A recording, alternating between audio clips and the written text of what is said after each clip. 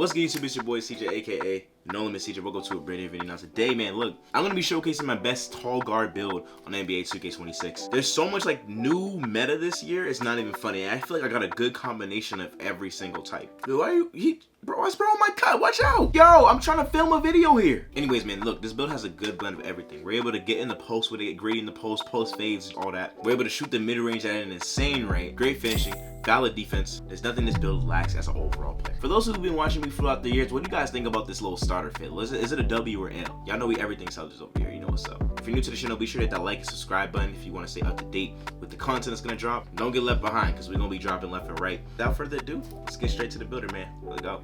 Alright, man, here we are, jersey number 1, because the only one we fear is the Lord himself. For my build, I went with the point guard position. You guys can choose to go shooting guard if you already played with the 1 already. For me personally, this is how I want to play on the 2s court rather than like the 3s. They could play on the 3s, don't get it twisted. But this is more so of my 2s build I'll be streaking up with on the 2s court, you know what I'm saying, live and everything. Now, I'm gonna be honest, I made this build with a 6'6" wingspan. I think I did that by accident, though. I think if I were to change anything, I should probably go with like a 6'7" wingspan, no pun intended, y'all. But anyways, let me show you guys how to upgrade this build. The builder this year, I've already showcased it. It's kind of weird. Like, I don't know. I kind of preferred like the bars and everything. Let me know how y'all feel. All right, y'all. So look, these are the stats I'm gonna go with. You guys can imitate me.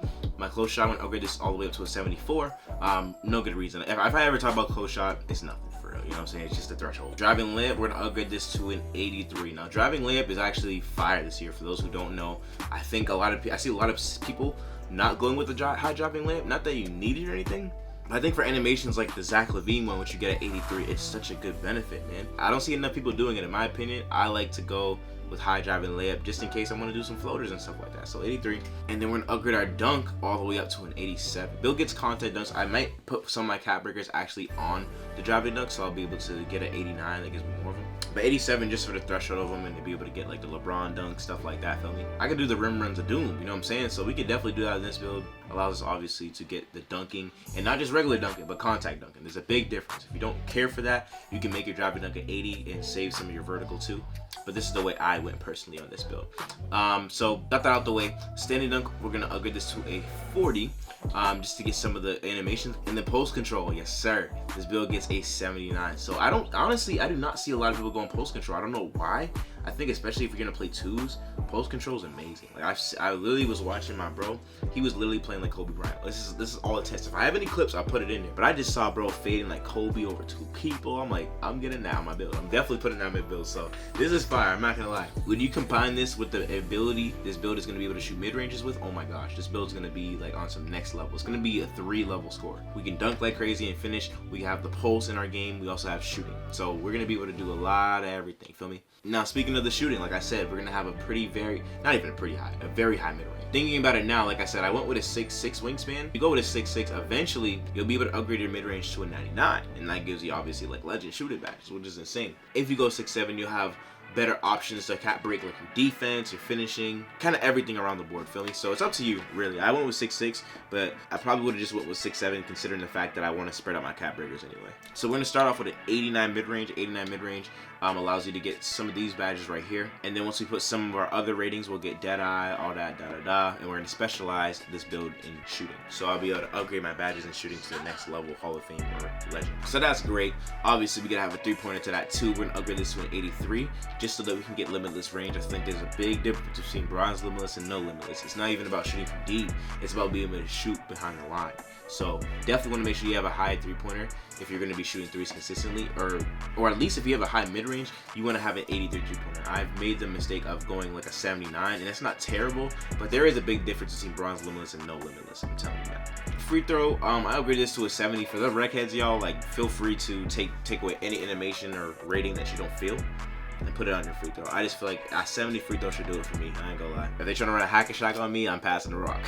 So boom, we went like that. And like I said, this build is more so for 2s. If you guys want to see a 3s build, I did make a 6'2" for the 3s, and this build is crazy. I'm not gonna lie. But since I'm playing the 2s, I decided to make my pass act a 71. I love bailout, bro. I'm really pro bailout. But for me to get a lot of the versatility on this build, I had to sacrifice something, and for me that was the pass. I think if I were to upgrade the pass, I probably would have to take off my driving dunk and just go with like a 75-80, which isn't horrible once again. But for me, like I said, on the twos, I'm trying to ISO, I'm trying to rim run, all that if I have to. So pass like had to go, man, had to go. We're gonna upgrade this to a 71 just to be able to get dimer, you know, versatile visionary, all that good stuff.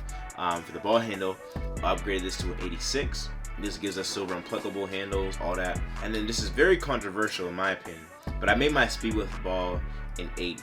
Now, this could be, this could probably be a pride thing, but I don't want to join the meta, bro. I know I could have went with a 6'7" or a 6'8" and went with an 80 speed with ball. But for me, bro, I don't want to be just like another 6'8" statistic. Like, I'm trying to have my own flavor to my build. So I went with the 80 speed with ball, knowing I can go higher, because eventually I probably cap break my speed with ball to an 86. I know I talk a lot about cap breakers. That's just all potential. I was really counting the cost, and I'm like, do I want to sacrifice my driving dunk, or do I want to sacrifice my speed with ball? And I'm like, I think I'm gonna sacrifice my speed with ball. And it was a tough decision, I'm not gonna lie. I could have probably had like an 80, 75, 80 dunk and had an 86 speed with ball. I went with the 80, and if I have to pay the tax for it, the fine for it, I'll just cap break it, bro. We'll talk over my, even over my mid range. But yeah, like I said, this build's like literally the kind of a jack of all trades if I'm really looking at it. I could have been a big mistake on that, by the way. But if you guys are like, oh my gosh, CJ, why did you do that? Go ahead and take off the driving dunk and put on a speed with ball if that's your preference. But for me, this is the way I thought to go. I just wanted to try something. This is just more so for my play style. I love dunking the ball, so that's what I went with. Interior defense, we're gonna upgrade this to a 61. Perimeter defense, we're gonna upgrade this to an 85. So we're able to play solid defense. Silver challenger, silver on ball, pick dodger, feel what I'm saying? And then for the steal, we upgraded this to a 79. Just because steals work, you know what I'm saying? You can, if you really want to, you can lower your steal down to like a 60.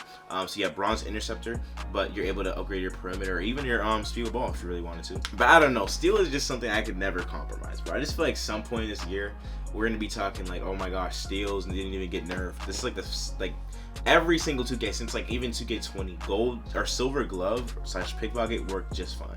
So me personally, I'm gonna leave this at a 79 because I feel like glove might end up working like the way that we actually think that it wouldn't work.